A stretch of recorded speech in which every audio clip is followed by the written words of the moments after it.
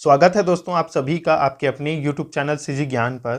दोस्तों आज के इस वीडियो में हम साइंस का महत्वपूर्ण प्रश्न देखेंगे जो कि आपके Pandit Sundarlal Sharma pre BEd pre DEd के लिए इंपॉर्टेंट है। इससे भी पहले हमने जो है वीडियो अपलोड किया है इस प्लेलिस्ट पर, तो जाकर आप देख लीजिएगा अगर आपने नहीं देखा है तो। चलिए स्टार्ट करते हैं। पहला प्रश्न देखिए, हिस्टोलॉजी शब्द का सर्वप्रथम प्रयोग किसने किया था? मेयर ने, स्लाइडेन ने, रॉबर्ट हुक ने या मैमन ने?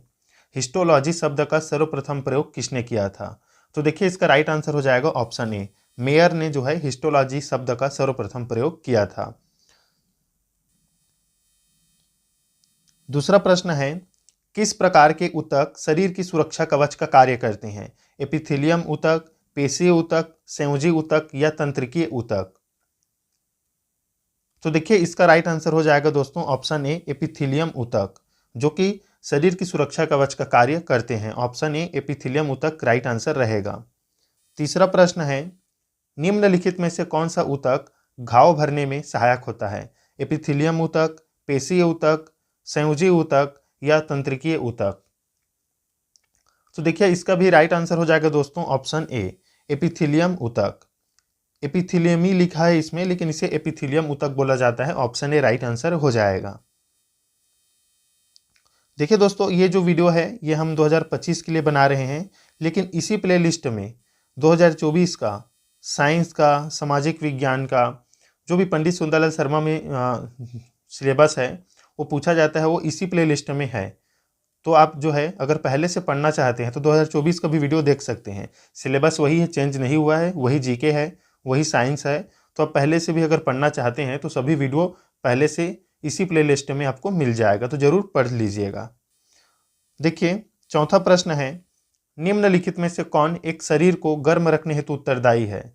शरीर को गर्म रखने हेतु उत्तरदायी कौन सा है? श्वेत ग्रंथियां, संयोजी ऊतक, वसामय ऊतक या रोम?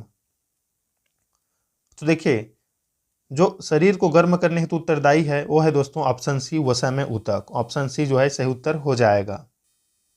पांचवा प्रश्न देखिए, सेबेसियस ग्रंथियां पाई जाती है स्तनियों की त्वचा के एपिडर्मिस में, स्तनियों की त्वचा के डर्मिस में, अमाशय की एपिथेलियम में या आंत की एपिथेलियम में? तो देखिए इस प्रश्न का राइट आंसर हो जाएगा ऑप्शन बी, स्तनियों की त्वचा के डर्मिस में सेबेसियस ग्रंथियां पाई जाती है। मनुष्य की त्वचा सबसे मोटी होती है हथेली पर, तलवे पर, धड़ पर या सिर पर? तो देखिए मनुष्य की त्वचा सबसे मोटी होती है दोस्तों ऑप्शन बी, तलवे पर। ऑप्शन बी क्या हो जाएगा? सही उत्तर हो जाएगा। सातवां प्रश्न है, लैक्राइमल ग्रंथियां स्रावित करती है सेबम, म्यूकस, आंसू या पसीना? लैक्राइमल ग्रंथियां स्रावित करती है, तो देखिए ये स्रावित करती है दोस्तों आंसू। ऑप्शन सी जो है सही उत्तर हो जाएगा। और मोस्ट इंपॉर्टेंट प्रश्न है ये सभी। तो आपके ग्रुप डी अगर रेलवे और ग्रुप डी है रेलवे जैसे एग्जाम मतलब एसएससी, अगर आप इसकी तैयारी कर रहे हैं तो ये बहुत ही जो है इंपॉर्टेंट है आपके लिए। साथ ही साथ आपके पंडित सुंदरलाल शर्मा में 20 प्रश्न साइंस का पूछा जाता है, तो उसमें तो ये इंपॉर्टेंट है ही। वृद्धावस्था में त्वचा में झुर्रियां पड़ जाती है, इसका कारण क्या है? त्वचा में रक्त का संचारण कम होने के कारण, उपचर्मी स्तर में लचीलापन कम होने के कारण, चर्म में वसा ऊतक की कमी के कारण या त्वचा में मिलेनिन तथा मेलेनोसाइट्स की अधिकता के कारण? तो देखिए दोस्तों वृद्धावस्था में त्वचा में झुर्रियां पड़ जाती है, इसका कारण है ऑप्शन बी, उपचर्मी स्तर में लचीलापन जो कम है उसी के कारण कम हो जाता है लचीलापन उपचर्मी स्तर में, तो जो है झुर्रियां पड़ जाती है वृद्धावस्था में। ऑप्शन बी सही उत्तर हो जाएगा। अगला प्रश्न है, मनुष्य के शरीर में सबसे लंबी कोशिका होती है हाथ की कोशिका, पैर की कोशिका, तंत्रिका कोशिका या इनमें से कोई नहीं? तो देखिए मनुष्य के शरीर में सबसे लंबी कोशिका होती है दोस्तों तंत्रिका कोशिका, याद रखिएगा, नर्व सेल। ऑप्शन सी जो है सही उत्तर हो जाएगा।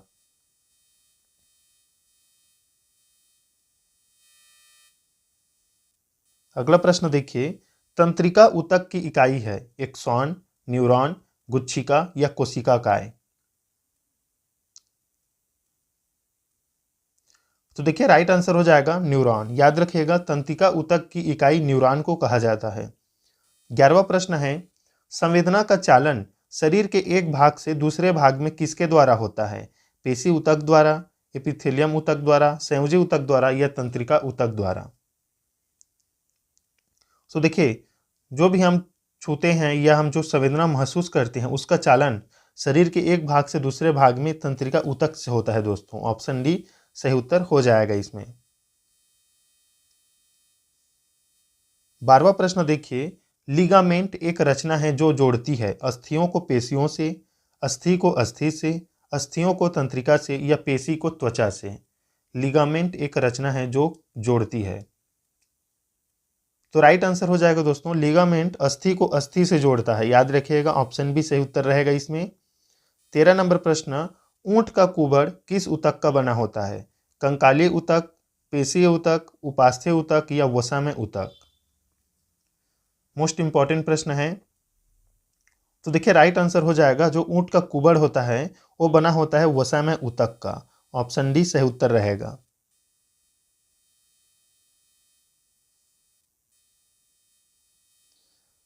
मोटापा निम्न में से किसकी अधिकता के कारण होता है? शर्करा, वसा ऊतक, सुक्रोज या ग्लूकोज।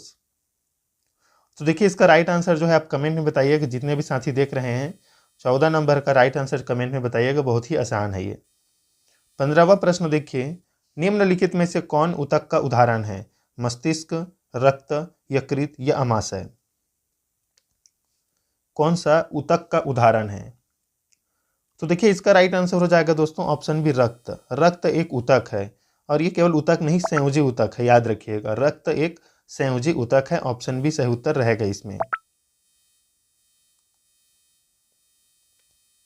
16 नंबर प्रश्न, बायोप्सी संबंधित है मृत्यु का कारण जानने के लिए शव का विच्छेदन करने से, बेहोशी की स्थिति में परीक्षण करने से, परीक्षण के लिए ऊतकों को शरीर से अलग करने से या हाइड्रोफोबिया का उपचार करने में।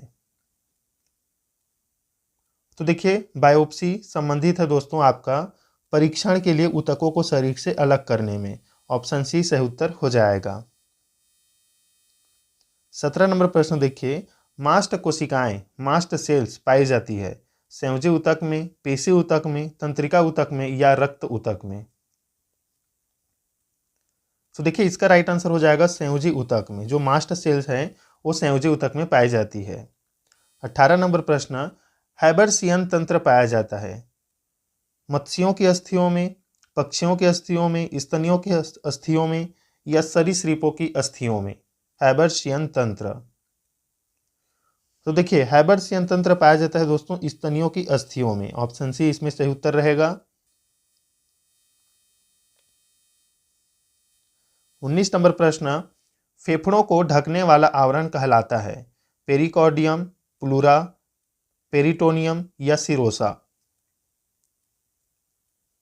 तो देखिए, फेफड़ों को ढकने वाला आवरण प्लूरा कहलाता है दोस्तों। ऑप्शन बी सही उत्तर रहेगा इसमें।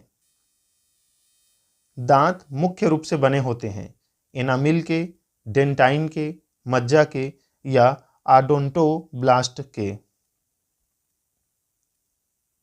तो देखिए, दांत जो है मुख्य रूप से डेंटाइन के बने होते हैं। ऑप्शन बी सही उत्तर हो जाएगा डेंटाइन, याद रखिएगा। दांत मुख्य रूप से डेंटाइन के बने होते हैं। अगला प्रश्न है, दांत का शिखर किसका बना होता है? उपास्थि, डेंटिन, एनामिल या काइटिन। तो देखिए दोस्तों, दांत का जो शिखर है, शीर्ष भाग है, वो बना होता है आपके एनामिल से, याद रखिएगा। ऑप्शन सी जो है सही उत्तर हो जाएगा। और पूरा दांत बना होता है डेंटाइन का, लेकिन दांत का शिखर एनामिल से। नाभि रज्जु है श्लेष्मल संयोजी ऊतक, रेशेदार ऊतक, प्रौढ़ संयोजी ऊतक या भ्रूणीय संयोजी ऊतक। नाभि रज्जु। तो देखिए, नाभि रज्जु है प्रौढ़ संयोजी ऊतक। ऑप्शन सी सही उत्तर हो जाएगा।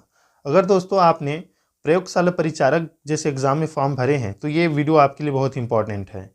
साइंस का जो इसमें क्लास चल रहा है पंडित सुंदरलाल शर्मा, तो अगर आप प्रयोगशाला परिचारक में फॉर्म डाले हैं तो इम्पॉर्टेंट है, याद रखिएगा। बहुत इंपॉर्टेंट प्रश्न है, पूछा जाता है उसमें। प्राणियों में निम्नलिखित में से किस प्रकार के संयोजी ऊतकों में वसा संग्रहित होती है? एडिपोसाइट, कॉन्ड्रोसाइट, ऑस्टियोसाइट या रेटिक्यूलोसाइट। तो राइट आंसर हो जाएगा ऑप्शन ए एडिपोसाइट, याद रखिएगा। 24 नंबर प्रश्न, किस ऊतक के नख, खुर और सींग बने होते हैं? क्यूटाइड ऊतक के, काइटिन ऊतक के, केराटिन के या ट्यूनिशिन के? किस ऊतक से नख, खुर और सींग बनते हैं दोस्तों? तो देखिए राइट आंसर हो जाएगा केराटिन, ऑप्शन सी सही उत्तर रहेगा, याद रखिएगा, मोस्ट इंपॉर्टेंट प्रश्न है ये। 25 नंबर प्रश्न, RH कारक ने अपना यह नाम किस जानवर से लिया है? बंदर से, ड्रैगन फ्लाई से, ड्रोसोफिला से या गोरिल्ला से? RH फैक्टर बोला जाता है।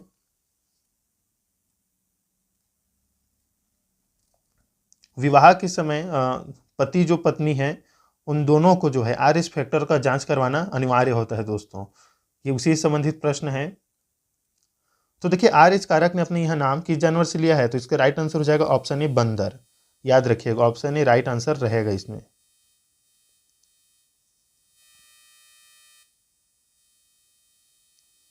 अगला प्रश्न है, जन्म के बाद मानव के किस ऊतक में कोई कोशिका विभाजन नहीं होता? सेल डिवीजन नहीं होता है जन्म के बाद, कौन से ऊतक में? कंकाल में, तंत्रिका में, संयोजी में या जनन में? तो देखिए इसका राइट आंसर हो जाएगा दोस्तों ऑप्शन नंबर बी, तंत्रिका में। तंत्रिका में कोई कोशिका विभाजन नहीं होता है जन्म के बाद। 27 नंबर प्रश्न है जो कि मोस्ट इंपॉर्टेंट है, प्लाज्मा में जल का प्रतिशत होता है 60%, 70%, 80% या 90%? बताइए दोस्तों प्लाज्मा में जल का प्रतिशत कितना होता है? तो याद रखिएगा प्लाज्मा में जल का प्रतिशत 90% होता है दोस्तों, ऑप्शन डी सही उत्तर हो जाएगा। 28 नंबर प्रश्न, रक्त एक प्रकार का है, उपकला ऊतक है, पेशी ऊतक है, तंत्रिका ऊतक है कि संयोजी ऊतक है? तो देखिए मैंने पहले ये बताया है रक्त एक प्रकार का संयोजी ऊतक है दोस्तों, ऑप्शन डी सही उत्तर हो जाएगा और ये मोस्ट इंपॉर्टेंट प्रश्न है, पूछा जाता है आपके एग्जाम में। 29 नंबर प्रश्न, उपास्थि निम्नलिखित में से किसमें नहीं पाया जाता? कंठ में, नासिक में, कान में या मूत्राशय में? जो उपास्थि है वो निम्नलिखित में से किसमें नहीं पाया जाता है? तो देखिए इसका राइट आंसर हो जाएगा मूत्राशय में, याद रखिएगा। बाकी आपका कंठ में, नासिक में और कान में जो है उपास्थि पाया जाता है। जो हड्डी से थोड़ा कम कठोर होता है वो उपास्थि होता है, थोड़ा सा वो मुड़ जाता है, मतलब ये हड्डी वो उपास्थि होता है, याद रखिएगा। ये मूत्राशय में नहीं पाया जाता है, लेकिन कंठ में, नासिक में और कान में पाया जाता है, ये याद रखिएगा। तो दोस्तों ये थे इंपॉर्टेंट 29 प्रश्न साइंस का, और प्ले लिस्ट को जरूर जाकर देखिएगा, हमारे चैनल पर जाइएगा, फिर प्ले लिस्ट जाइएगा और प्ले लिस्ट बना हुआ है। अगर आप व्यापम द्वारा आयोजित pre B Ed D Ed की तैयारी कर रहे हैं तो साइंस में उसमें भी पूछा जाता है, उसका भी हम अलग से वीडियो डाले हैं, उसका अलग जीके प्ले लिस्ट में। ये जो है पंडित सुंदरलाल शर्मा के लिए इंपॉर्टेंट है बहुत ज़्यादा, तो इसका प्ले लिस्ट अलग है, इसमें 2024 का भी आपको वीडियो मिलेगा, आप उसे भी पहले से तैयारी कर सकते हैं। तो मिलते हैं दोस्तों नेक्स्ट वीडियो में, तब तक के लिए दोस्तों धन्यवाद।